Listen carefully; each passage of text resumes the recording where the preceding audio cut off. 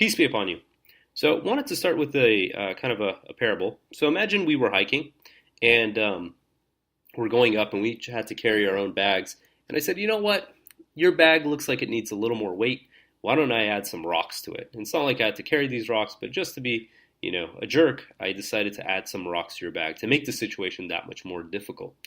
And you'd think, what's wrong with this person? Why would they do that to me? It's like I'm already carrying this heavy weight. Why would they add additional rocks to my bag? And alternatively, if we were hiking and I said, hey, you know what?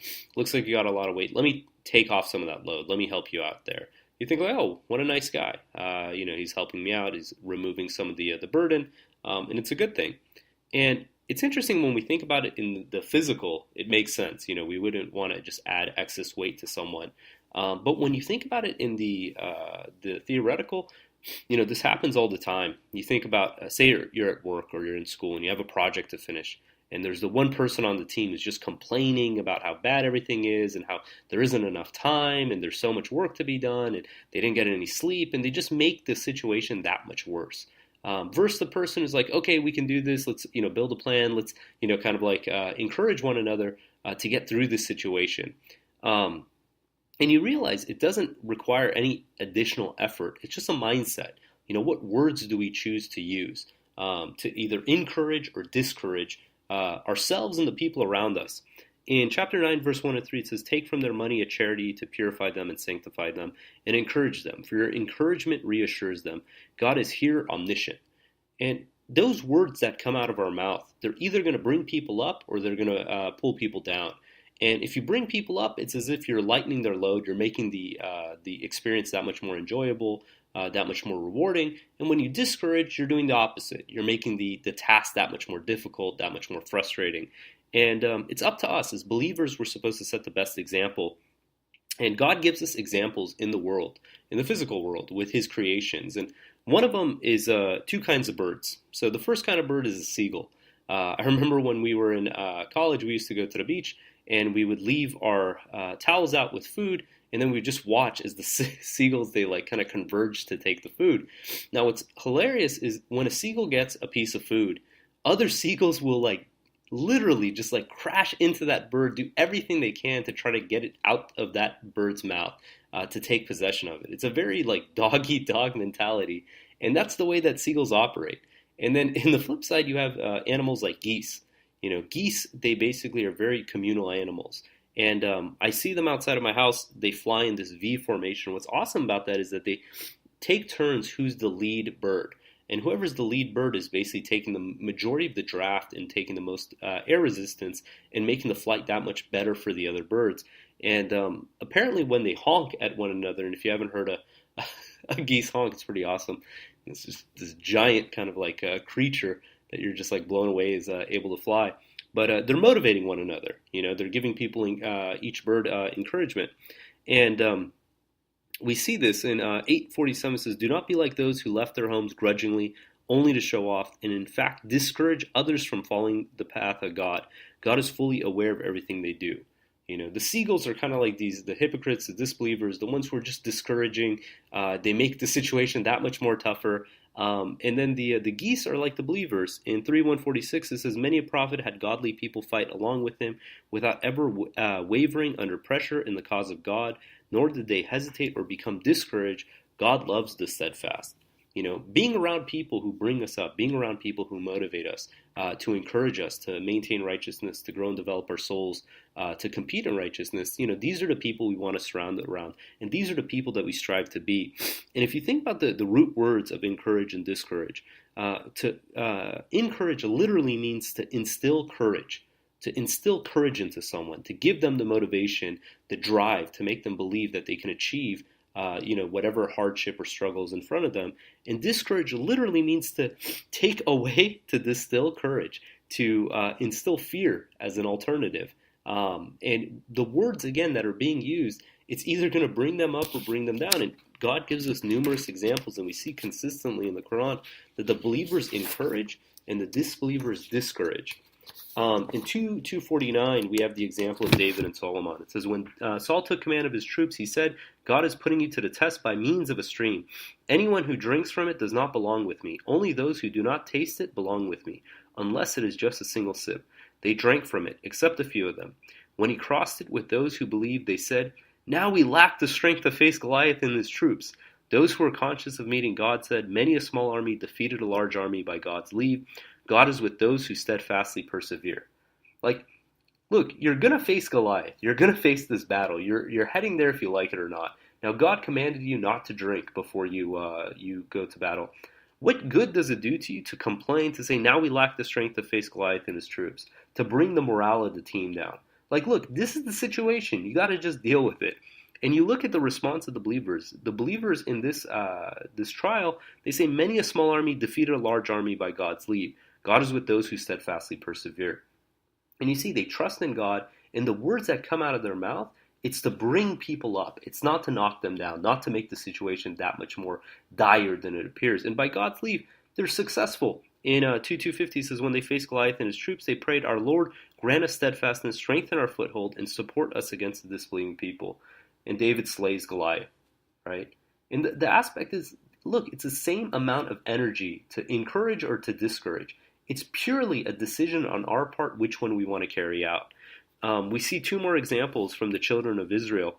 The first one is when they were fleeing Pharaoh with Moses, and boat went in 26:61. It says, "When both parties saw each other, Moses' people said, 'We will be caught.' And in 26:62, he said, so this Moses said, 'No way, my Lord is with me, he will guide me.'" Right? I mean, you think about it, you're in the situation, you're fleeing Pharaoh either way. Either suck it up and deal with it, or, at least keep your mouth shut. Because what good does it do to basically, just become despondent and then bring the group down? And by God's leave, they were successful. God saved them.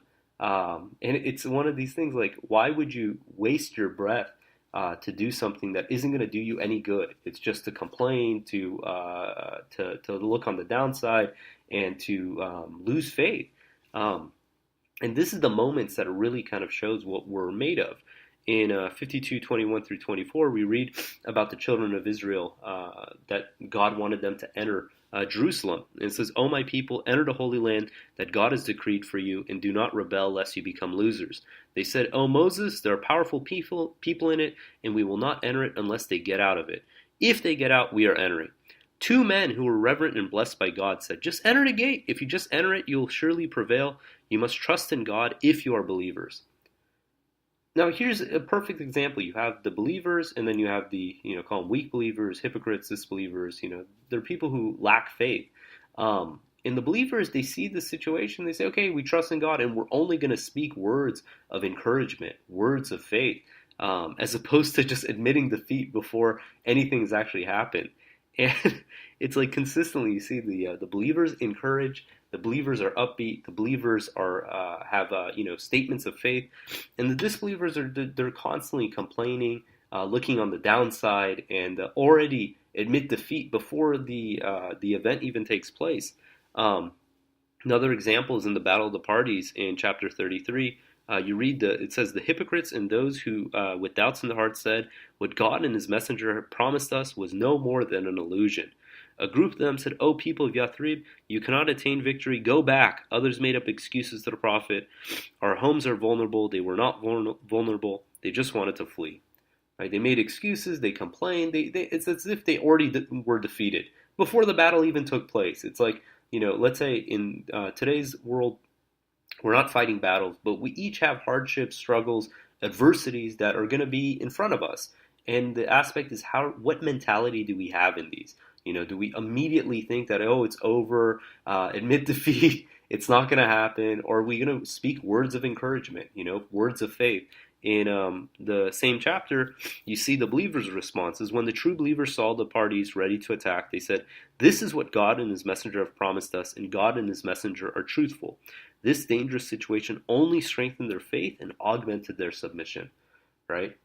You think of this, there is no turning back. The battle is going to happen. You have to take this test. You have to face this adversity, this hardship. How are you going to go about doing it? Are you going to go about it complaining, kicking, and screaming, and just wishing that you can go underneath a rock somewhere and hide? Or are you just going to face it and then trust in God and speak words of encouragement? God says that, at the time of battle, that the believers were asked to to commemorate God. Why is that? It's because it's at those times we have to have the most faith, that we have to be the most calm, we have to have the most trust in God. Everything else, it's a build up to that. They say that, we revert back in times of distress, you revert back to your practice. If you practice in your day to day life to be reverent, to trust in God, then that's most likely how you're going to behave when actual hardship or adversity is faced. In 940, it's an awesome example. This is in regards to the prophet. It says, if you fail to support him, the messenger, God has already supported him. Thus, when the believers chased him, and he was one of two in the cave, he said to his friend, do not worry, God is with us. God then sent down contentment, security upon him, supported him with invisible soldiers. He made the word of the disbelievers lowly. God's word reigns supreme. God is almighty, most wise. Now, how awesome is this? He's chased. He's one of two in the cave. He's clearly outnumbered. Probably, doesn't have the means as far as like battle gear to really defend himself. But what is his response? Is do not worry, God is with us. Right? You don't see Muhammad like freaking out, saying, why did I get in this situation? This is terrible. It's over. Right? No, this is what we strive to be like. Right? We basically revert back to what we practice. If in our day-to-day we trust in God, we speak words of encouragement, then we're more likely to behave that way when actual hardship or adversity hits. And I want to talk about a perfect example because, these are more extreme. It's in regards to like battles and wars that took place in the past. But what about our day-to-day lives? In 33:34, it says, remember what is being recited in your homes of God's revelations and the wisdom inherent therein. God is sublime, cognizant. You think about the words that are being spoken in our own homes, right? The home, your sanctuary, where you feel safe and secure and peaceful. Are you speaking words of faith, of trust, of encouragement, or are you kind of like bringing your family, your friends, your roommates down?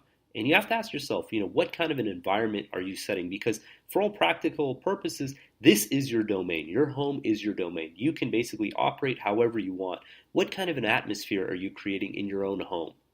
And if that atmosphere is not one that you'd say is conducive to faith, to trust, to enjoyment, to love of God, then it's completely on you as far as why that environment exists. And I'm thinking about a personal experience when we first had our first daughter. And I remember, by God's leave, my wife, she was like so amazing, like so stoic, and she just totally handled the situation. We'd be woken up in the middle of the night and there's vomit and pee and poo and this and that. And she just totally, it didn't faze her. If anything, she was like singing, like lullabies and songs and this and that. And here I was freaking out.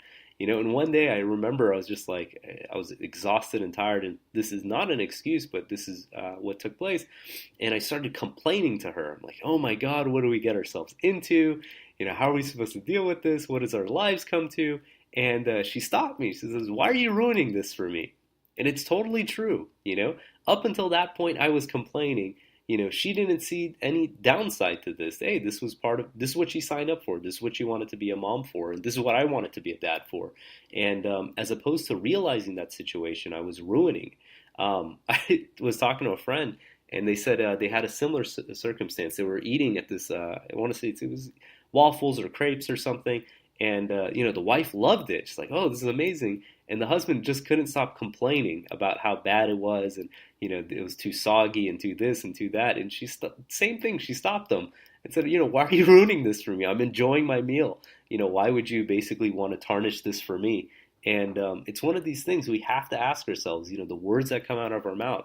Is this going to encourage people? Is this going to make people feel good? Or is it going to bring people down? And the choice is up to us. This isn't, it's the same amount of energy. It's not like it costs more to encourage or discourage. It's clearly, what do we want to spend our time focusing and providing to this world? Now, what's awesome about this is we think that these are limited to these, single instances. Like, okay, I'm talking with my wife. Like, what does this have to do with the grander scheme of things?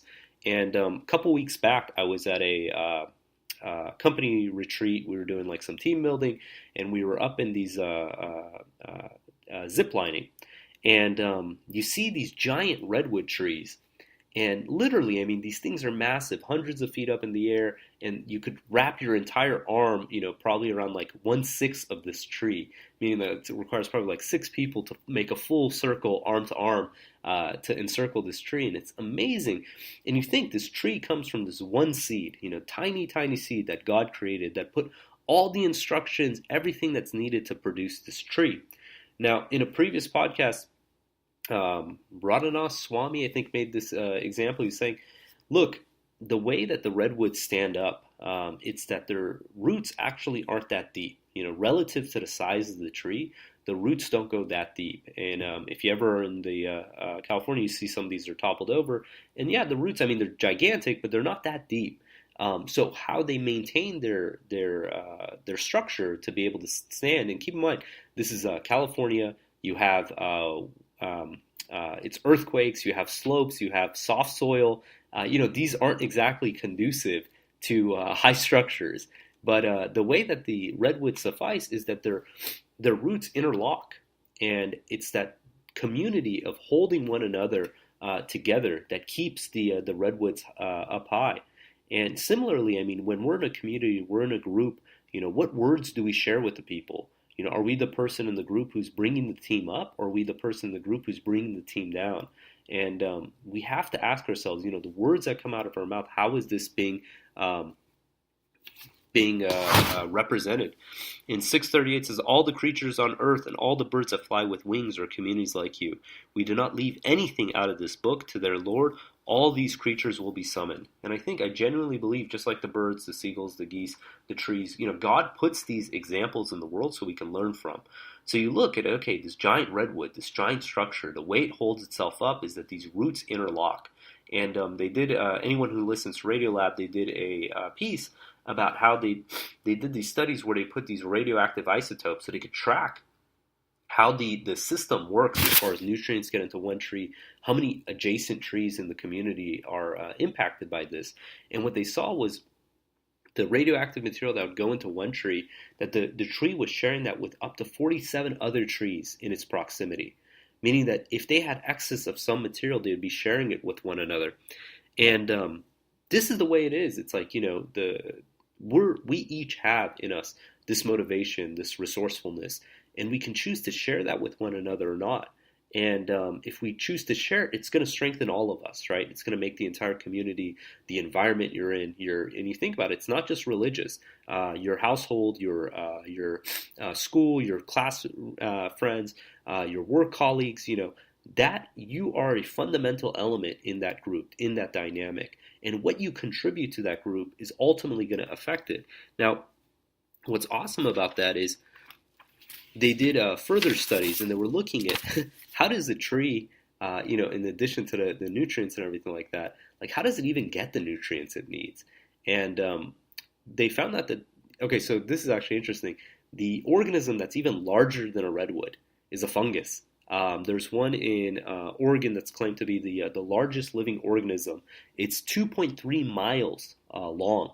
And it's a giant fungus that lives underneath the ground. And what it does is it basically pulls the minerals out of the earth, the soil, the nutrients, and it delivers this to trees. And the trees give the fungus sugar. And it's a symbiotic relationship. And you realize, all these, everything is kind of interconnected.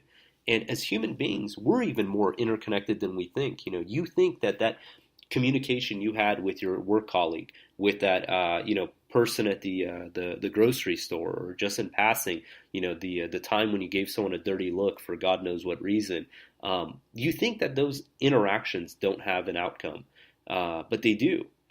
Just like, say, for instance, the nutrients that go into one tree has this entire ecosystem that's supported by it. The words that come out of our mouth, the exchanges that we have with people, have far larger implications than we think.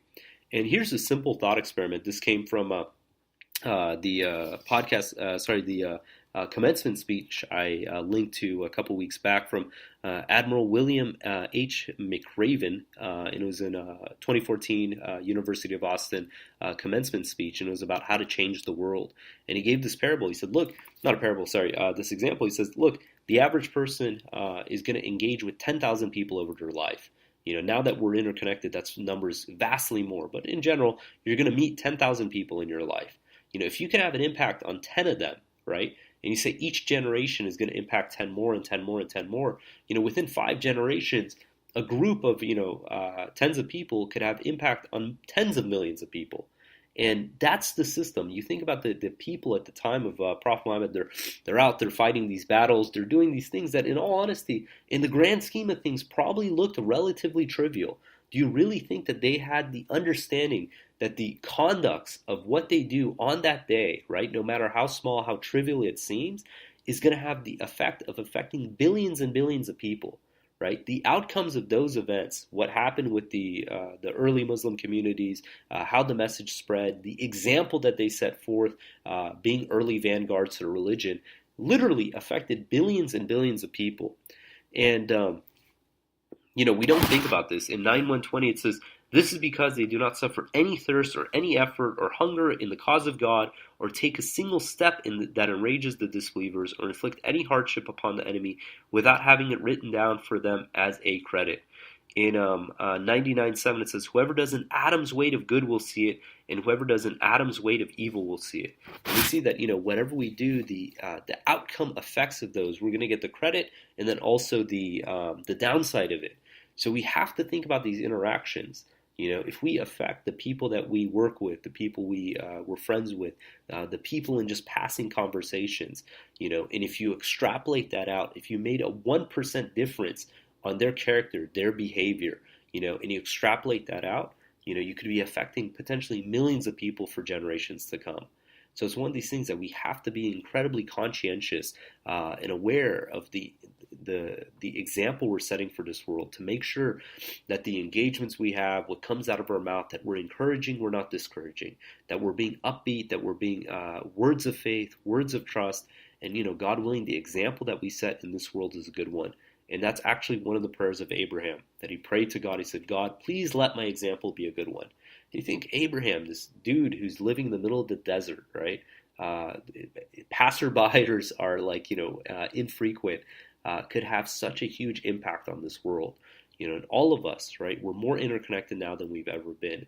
And the impact that we can potentially have on the environment for not just today, but generations to come is vast. And it's something that we shouldn't take lightly.